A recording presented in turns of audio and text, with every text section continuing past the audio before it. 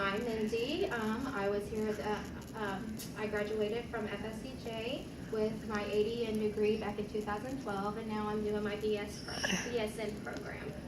This I am teaching you is about nurses and smoking cessation. This presentation is to benefit nurses the opportunity of how to assist with patients' desire or lack of to quit smoking. We are not going to discuss why smoking is harmful to the body, as I'm sure most of us know that. But this is more of a guideline on how to approach your patient of smoking and their willingness to quit. I'm going to motivate and support nurses to identify the tobacco use status of their clients and encourage them to intervene with those identified as the individuals who smoke in a sensitive, non-judgmental manner about the importance of cessation. Again, I work at a specialty care hospital here in Jacksonville, Florida. I work in the OR. Even though I don't do the typical nurse-patient relationship as floor nurses do, I do interview every patient before surgery. I always ask if they smoke, and if so, there are many questions that follow. You basically have a flow sheet. So if they smoke, you ask other questions that come with that. And just to say, I work in a specialty hospital where we deal with a lot of cancer patients, and one of the big issues with cancer is smoking, so that question comes up very often. Due to the fact I work with many cancer patients, there is a need to explain the significance of tobacco, what it's doing to their body, and how important it is for them to quit. Now, I know this is a very vulnerable time for them, so please,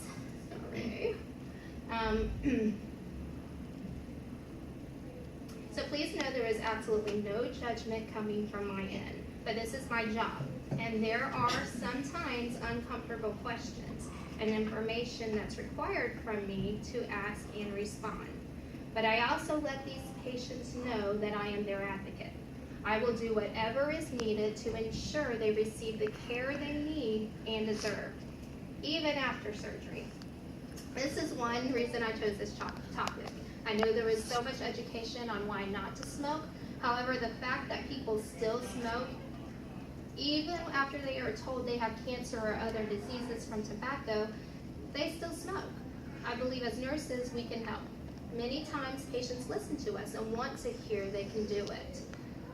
They can quit. Sometimes all it takes is a person who cares. Isn't that why we became nurses in the first place? Use of evidence-based strategies is an expectation of good nursing care. To promote successful cessation attempts for patients who smoke, clinicians should follow the 5 A's. The 5 A's are ask about tobacco use, advise tobacco users to quit, assess readiness to quit, assist tobacco users with a quit plan, and arrange follow-up visits. That word assess comes in again. I'm sure y'all heard it from Professor Burns and all your other professors. Assess, assess, assess. It's the first thing we always do with our patients. The first and most important is ask. This will prepare the nurse which questions to ask next and begin the steps of patient readiness. This is basically how you're going to screen your patients. You know, you're going to ask them questions and get their past medical history, and if they smoke, you're just going to document all the information that they tell you. Documentation's a big thing too. Advise. When you advise patients, ensure you are personable, direct, non-judgmental, and concise. It is very important to show you care in this moment, as this is one of their most vulnerable moments. Be prepared to ask questions. Remember, we are their advocate, and it's our job to ensure our patients understand.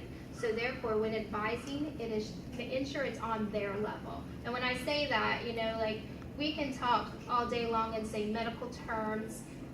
You know, no, Mr. Smith isn't going to understand those medical terms. You basically need to get down like on a 3rd, 4th, 5th grade level and say, this is why. It needs to be explained, not just, oh, you know, you're going to get, you know, do you have tachycardia there? Do you, they're not, what, tacky, what? Oh, you're calling me tacky? You have a problem.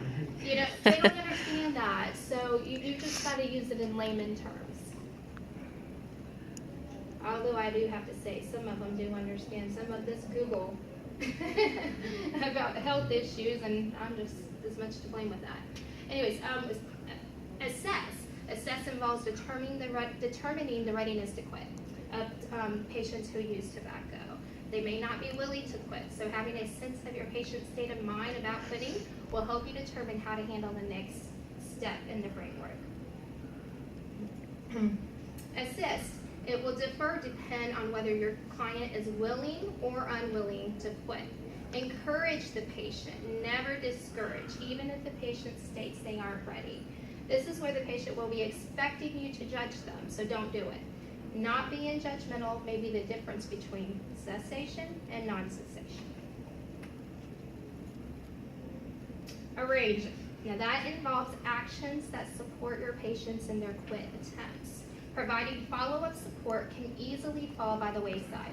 It is important to set a time for a follow-up conversation, either in person or by telephone, within a week after a patient sets a quit date. Okay, we're gonna do role play time, and I'm gonna ask you just to pause it just for a moment. Okay, resume. I'm having everyone do a role play where they are deciding what they should say or not say. So we've got 4 tables, and one table is saying what they should say, the second table is what they shouldn't say. So that's what we're doing right now. Action. Okay, so what we're going to say is to make sure that they know that we're not judging them, to make sure that they know they're in a safe space. And then I'm going to make sure that they know different organizations that they can go to get help to stop smoking, if that's what they want to do. You were listening. I like that. That's what I'm talking about. So things we're not going to do to get a patient to quit smoking is relate past experiences of our life. Like my grandma died of smoking, so this is why you should quit. Mm-hmm. Or explaining to a patient, like if you don't stop, you're gonna die. Yeah, that's you pretty want to be bad. therapeutic when giving that. Mm-hmm. You don't even want to give advice, but you want to just tell them the facts. Right. Exactly. Rather. Good job. Good job. Yeah. We never want to bring in, well, my family member did it. Why can't you? You know, well, my grandma died. Let me just tell you. No, that's not. We're going to give them facts. We're going to show that empathetic, emotion to these patients, because they need to see, oh, wow, he or she really does care. They understand, Whoever is doing it. Sorry, I don't know why I'm looking at one person. I looked up some things and it says smoking is disgusting. I don't know why you don't quit. Look at you, you get out of breath so easily. Unfortunately, believe it or not, that is that. Like, Yeah. You can barely walk without, like needing to sit down. And okay, tell your family members that if you want, but as a nurse, don't tell your patients that. But good job.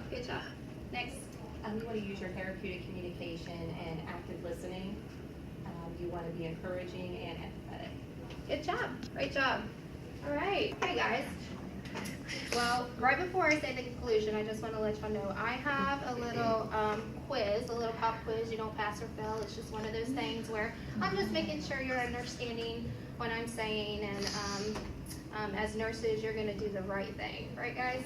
Yep. Okay. Nurses are a critically important player in efforts to reduce tobacco use, as they provide a high-quality, patient-centered advocacy that no other practitioner in the healthcare industry provides.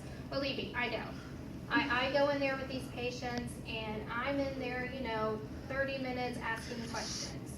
And then the doctor comes in, and, just, oh, Dr. Smith, oh my gosh, and then you're just like, the pooper scooper, whatever, But then he comes in seriously for 5 minutes. This is what we're gonna do. Does his little drawing, and he's out the door. So and really, they won't see him until after surgery because they're asleep by the doctor comes in. But you're right back at it. You're asking more questions. So the truth is, you are with these patients so much more than the doctors are in any situation. And I'm not just talking about the OR. I'm talking about every situation. Because when I was in clinicals and everything, it was the same situation. Oh, you're student nurses, just get up in there. Go ahead, do that. But nurses build strong relationships with patients and their families, and therefore, while assisting in prevention and wellness, they can provide the ongoing support and tools that people need to successfully quit tobacco. You know, there's medications with this too to help, you know, like I'm sure y'all know a lot of the medications out there, but that's kind of, even though we don't prescribe that medication, we are the ones who assess that patient and are like, you know what, Dr. So-and-so, I think this person might, you know, benefit from this prescription or whatever, because they do want to quit, but they're having a very hard time, so they need something to help them. It's also our job to provide resources. You know, if there's a place out there that can help them, or just any type of community type place that helps smokers, or any kind of situation like that, that's ours. We are their advocate. We are to do everything we could possibly do for our patient. By providing tobacco cessation services and integrating them with existing clinical services, nurses are in a position to improve the standard of care and make a significant positive impact on tobacco use and the health consequences of smoking. Well, guys, I have a nice little pop quiz for you, and I'd just like each of you just to fill it out. And then I also have an evaluation form, if you don't mind just letting me know and my professor know how I did. I would greatly appreciate it. Thank you so much for your time, and I'm going to go ahead and pass these out. Go. Thank you so much for allowing me to come, and thanks for doing the quiz. Looks like y'all are all doing a good job. There is an evaluation I just sent around, so if you can just fill that out, I greatly appreciate it. But does anybody have any questions at all? Okay, well, thanks for your time. And thank you, Professor Burns, for allowing me to come in.